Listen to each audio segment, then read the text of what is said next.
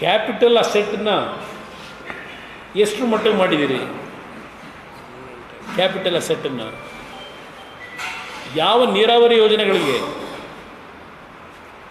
ಇವತ್ತು ನಾವೀಗಾಗಲೇ ಬೇರೆ ರಾಜ್ಯಗಳಿಗೆ ಹೋಲಿಕೆ ಮಾಡಿದ್ರೆ ಭಾಳ ಹಿಂದಿದ್ದೇವೆ.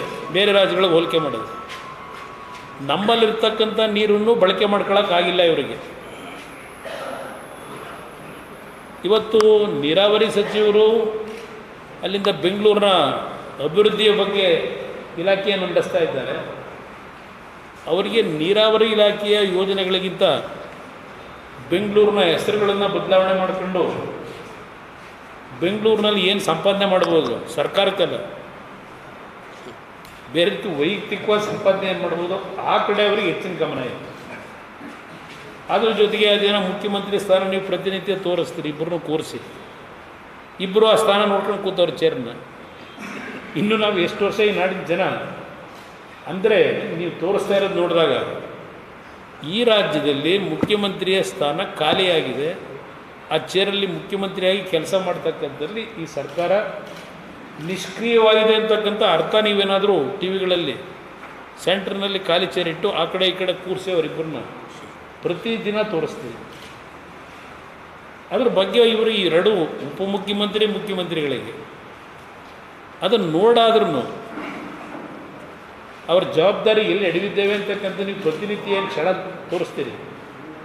ಸ್ವಲ್ಪ ಬದಲಾವಣೆನಾದರೂ ಮಾಡ್ಕೋಬೇಕಲ್ಲ, ಏನೂ ಇಲ್ಲ. ಆಮೇಲೆ ಒಂದು ರಾಷ್ಟ್ರೀಯ ಪಕ್ಷ ಅಂತಾರೆ, 130 ವರ್ಷದ ಇತಿಹಾಸ ಅಂತಾರೆ. ಈ ರೀತಿ ಒಂದು ಸರ್ಕಾರ ನಡೆಸಲಿಕ್ಕೆ ಒಬ್ಬ ಮುಖ್ಯಮಂತ್ರಿಯ ಜವಾಬ್ದಾರಿಯನ್ನು ನಿರ್ವಹಣೆ ಮುಕ್ತವಾಗಿ ಮಾಡಲಿಕ್ಕೆ ಇಷ್ಟೊಂದು ಅಡ್ಡಿ ಆತಂಕಗಳನ್ನು ಕೊಟ್ಟು 2.5 ವರ್ಷದಲ್ಲಿ ಬರೀ ಅದೇನೋ 26ನೇ ತಾರೀಕು ಡೇಟ್ ಫಿಕ್ಸ್ ಆಗಿದೆ, 28 ಆಗಿದೆ, ಇದೆಲ್ಲ ಗಮನ ಕೊಟ್ಕೊಂಡೇನು ಕೂತಿದ್ದಾರೆ. ಈಗ ಮತ್ತೀಗೇನೋ ಮತ್ತೆ 2 ತಿಂಗಳು 3 ತಿಂಗಳು ಮುಂದೆ ಹಾಕಿದ್ದಾರೆ. ಈ ರೀತಿ ಇದ್ದಾಗ ಅಧಿಕಾರಿಗಳು ಎಷ್ಟರ ಮಟ್ಟಿಗೆ ಇವರುಗಳ ಸೂಚನೆಗಳನ್ನು ಕಾರ್ಯರೂಪಕ್ಕೆ ತರ್ತಾರೆ. ಇವತ್ತು ಇವರು ಇರ್ತಾರೆ, ನಾಳೆ ಹೋಗ್ತಾರೆ, ನಮಗೆ ಯಾಕಪ್ಪ ಅಂತಕ್ಕಂಥದ್ದು ಒಂದು ಭಾಗ. ಇವರು ಹೇಳ್ತಕ್ಕಂಥ ಕೆಲಸಗಳನ್ನು ಅಸಡ್ಡೆ ಮಾಡಿ ಅವ್ರಿಗೂ ಇದೊಂಥರ ಹೆಂಗಾಗಿದೆ ಅಂದರೆ, ನಾವು ಎಷ್ಟು ಖಜಾನೆನ ಸೋರಿಕೆ ಮಾಡ್ತಕ್ಕಂಥದ್ದಕ್ಕೆ ನಮಗೇನು ಅವಕಾಶ ಇದೆ, ನಾವು ಅದರ ಕಡೆ ಗಮನ ಕೊಡೋಣ ಅಂತಕ್ಕಂಥದ್ದು ನಡೀತಾ ಇದೆ. ನಾನೇನು ಯಾವುದೋ ಈರ್ಷೆಯಿಂದ ಇಲ್ಲ ಏನಪ್ಪ ಅವರು ಸರ್ಕಾರ ಮಾಡ್ತಾವ್ರೆ ಅಂತೇಳಿ ಈರ್ಷೆಯಿಂದ ಈ ಮಾತು ಹೇಳ್ತಿಲ್ಲ. ಪಾಪ ನೆನ್ನೆ ಮಾಧ್ಯಮದ ಸ್ನೇಹಿತರು ನೀವು ಕೇಳ್ತಾ ಇದ್ದೀರಿ, ಬ್ರೇಕ್ಫಾಸ್ಟ್ ಮೀಟಿಂಗ್ ಆದಮೇಲೆ ಯಾರೋ ಮಾಧ್ಯಮ ಸ್ನೇಹಿತರು ಕೇಳಿದ್ರು, ಸರ್ ನೀವು ಕೊಟ್ಟ ಮಾತೇನಾಯಿತು ಅಂದರು. ಅದಕ್ಕೆ ಮಾಧ್ಯಮದ ಸ್ನೇಹಿತರ ಮೇಲೆ ಗರಮಾಗಿ ಮಾತಾಡಿದ್ದು ನೀವು ನೋಡಿದ್ದೀರಿ. ಬೆಳಗ್ಗೆಯಿಂದಲೇ ಶುರುವಾಯಿತು.